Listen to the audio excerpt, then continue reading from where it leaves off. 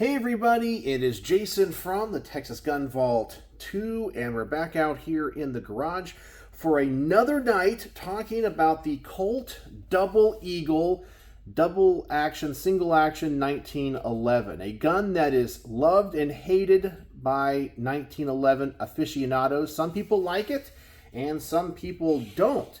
And in last night's video, I talked about some issues I had when I tried to take it to the range. And when we took it apart, I discovered that this gun had a shock buffer in it, or a rubber shock buffer that had deteriorated to the point where I really couldn't get the gun to function right. And I had no idea taking it to the range because the owner of this pistol, Jack, said he hadn't shot it. So I just was going to take it to the range, shoot it, review it, and then see if I discover anything about the gun that I like or don't like I always do in every range report. And I couldn't get the gun to cycle after about 2 magazines. Brought it home, and last night you saw it, I took the gun apart, and there was this deteriorating rubber shock buffer. And so after I made that video, I went inside and I called Jack, and him and I talked about it, and he said, take out that rubber piece. I don't think it's supposed to be in there, but I wasn't sure. So I went online and I tried to figure out, based off of forums or schematics and pictures and videos, if this gun originally had that as an internal part, because I wasn't sure. Sometimes companies put in these rubber buffers on more powerful handguns, and being a 10mm, I wasn't sure if Colt was trying to protect the frame or there was some type of issue. And I was able to get some schematics of the gun, mainly in 45, and there were 2 things about this gun that I noticed based off of these very crude schematics. Number one, this gun has a full-length guide rod, and I wasn't sure if that was part of the original design. Now, the schematics showed the more traditional short guide rod for a 1911 without this, and it did not show the shock buffer. However, there was a forum that I found where a number of people that had double eagles asked on the forum about the full-length guide rod, saying that the one that either they purchased had one or shouldn't need one. And then I guess some people said, yeah, mine came with one. Other people said theirs didn't. So I'm not 100% sure if the full-length guide rod was part of the design. And I did notice on the side of this frame, it does say Mark II, which makes me think there's a Mark I version of the Double Eagle. So maybe the Mark I had a more traditional, the Mark II has a full-length guide rod. It does say this is a Series 90. And I was talking with Jack, and Jack was asking me, he goes, well, did any 1911s from Colt have a full-length guide rod? And the answer is yes. I have a lightweight government model, Model O1880, which is an aluminum-framed government size, Series 90, and it has a full-length guide rod from the factory. So it could be they added this at some point, but it has a double recoil spring in this one, where all of the schematics I saw, which were mainly for 45s, did not. But none of them had the shock buffer in it, and nobody talked about the shock buffer online. So after talking with Jack, I took that out, I cleaned the internals of this gun, and now it works great. So now the slide will cycle perfectly, and you'll also notice something that I had problems with last night. I talked about how when I pulled the slide back and I dropped the magazine, if I tried to pull the slide back, the slide stop wouldn't go down. But now it does. So it functions like I think it should. And that disintegrating rubber shock buffer was just gummed all the action up of this gun. So I really had to take it apart and clean it out. But it seems to be working a lot better now. So I think the range report is going to be a lot better, or my time at the range is going to be a lot better. But I'll definitely talk about that shock buffer and my problems with it in the range report once I get around to it. But as far as I can tell, someone had done some aftermarket mods to this. And once again, I'm going to put a call out to anybody that might own one of these or bought one of these back in the day. Please tell me if you had, especially a 10mm Double Eagle, did yours have a full-length guide rod? I can't tell. And I even found some videos from some very famous gun YouTubers like the Military Arms Channel and Forgotten Weapons that showed off this particular gun.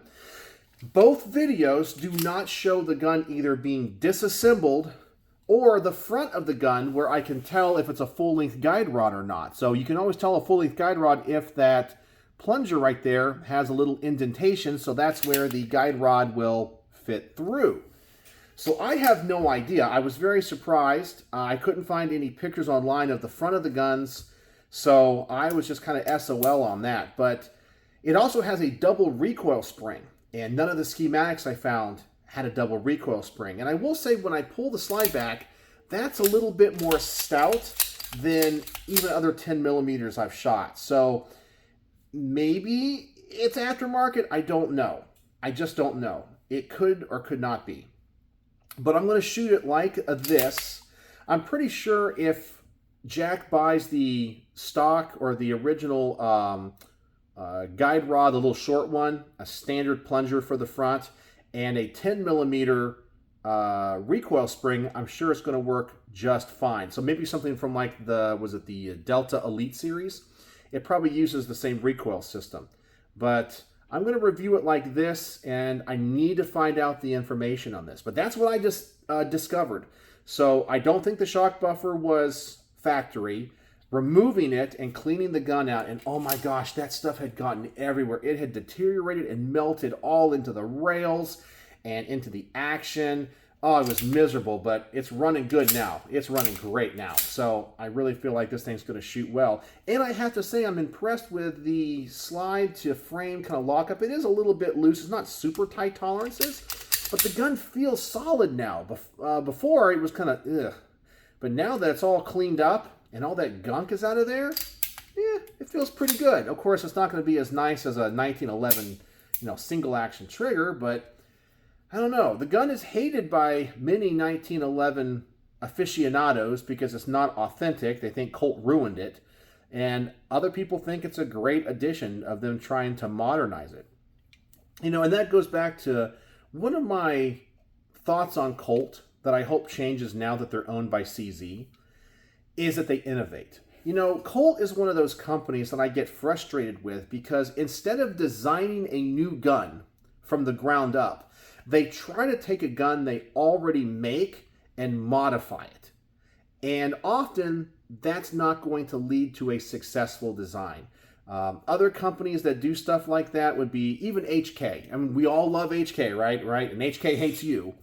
But look at the P9 pistol. They knew how popular the roller delayed system was in the MP5 and the G3. So what did they do? They tried to scale it down to a pistol. Benelli did the same thing. Benelli, the makers of those Italian shotguns, made a pistol for a while. And they tried to scale down the inertia-driven system into a pistol. It's like, just design a gun from the ground up. Why do you gotta take a gun that you already make, like this case, obviously a 1911, Colt is known for 1911s, and just change the design so radically? So you try to give people that are familiar with the firearm a reason to buy this and upgrade, but if they're fans of the old design, they're probably not going to like the new one because they're stuck in their ways. Gun owners are just stuck in their ways. Design a new gun. But we'll see. Now this gun is running, or I think it's going to run well. I can actually rack the slide with no trouble, but I still got to find some more information on the recoil spring assembly. Did it originally have a double recoil spring assembly? Did it have a full-length guide rod, or like one from the Delta Elite series? What does the Mark II on the slide mean? Is it different than the Mark I? And I would love to get that information, but I have searched high and low. And I'm hoping one of you guys either owns this pistol, owns one in .45, or owned one in the past and can help me. It would really give me all the information I need to make a proper range report. Otherwise, I'm going to have to dive into the world of speculation. So please let me know. So that's the update on this, and it will be going back to the range shortly. And tonight, I filmed the garage portion of a range report on the SR-15 Knight's Armament pistol, and this one took me a lot of time. Give you guys, I guess I'll make this one more of a behind-the-scenes video, because man, sometimes I'll be doing takes on these guns, and I'll say stuff that's either goofy or I'll stumble. And I've done this enough now where when I say things and I stumble or say a wrong word, I know immediately if I can edit it out. So for example, if I'm talking like this and I go and say wrong, I'll stop for a second, I'll think about what I said before, and I'll try to say the sentence again and pick up, and then I can go back and splice it in. And then tonight, though, I couldn't do that. Man, I had like 50 takes on some of these segments, and it got real frustrating. I was wasting so much time. I would get literally to the end of a segment, and I would say the wrong thing, or it didn't make any sense. Like, for example, I was talking about the bench rest test I do on these guns, and I was trying to say the sentence, I want to see what the tightest group I can shoot with this rifle is, or something of that nature, but I kept like leaving out a word, and it made absolutely no sense. Or I had like a double word in there, like I would say the word shoot and then shoot later in the sentence. It's like, no, that doesn't make grammatical sense. And I had to go back and redo it, because I do all of this stuff off the top of my head, which I guess can be good or bad. And I think I've shown you guys this. Like, this is the like a little bullet point script that I write for all of my things, and it's literally it's scribble. You can tell I have a doctorate degree because you can see all of that scribble right there. I can actually read that. That makes complete sense to me.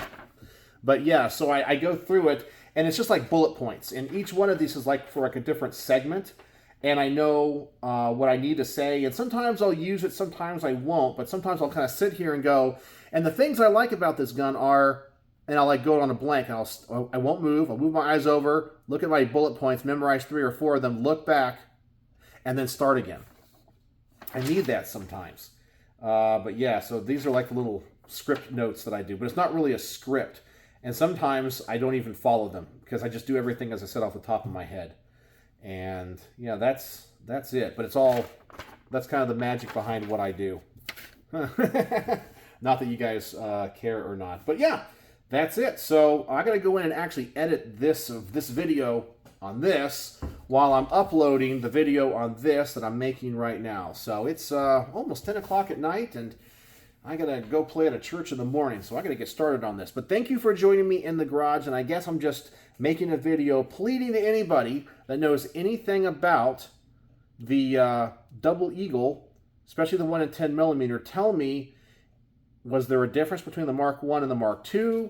Did they all have a standard recoil spring assembly or a full-length guide rod? Were they 2 recoil springs or 1? But yeah, I need your help, because I don't want to go into the world of speculation. And usually I'm pretty good at doing my own research on this. As I said, I found the schematics of it, but they were for 45s, not 10mm. And if I can just get some first-hand accounts, that would really help me. Some people on the forums talked about having these when they bought them. Some people didn't. So I don't know. I need your help. Help me out. So there you go. I can't wait to get this back to the range, and I think it's going to work great. So let me know what you guys think in the comment section below. And if you made it to the end of this video, what's the word of the day? What do I want to make the word of the day? I got to think about this one. Let's use the word double for Double Eagle. And it's the second time I'm making a video on this channel. So it's a double video, or the whatever. Double is the word of the day. So there you go. Help a brother out. Tell me about this gun. And what am I missing? I think everything else in this gun is stock except for that. I don't know. We got to find out. Anyway, I'll go do some more research as well. So let me know what you think in the comment section below. And as always, thanks for joining me here in the garage. And thanks for watching.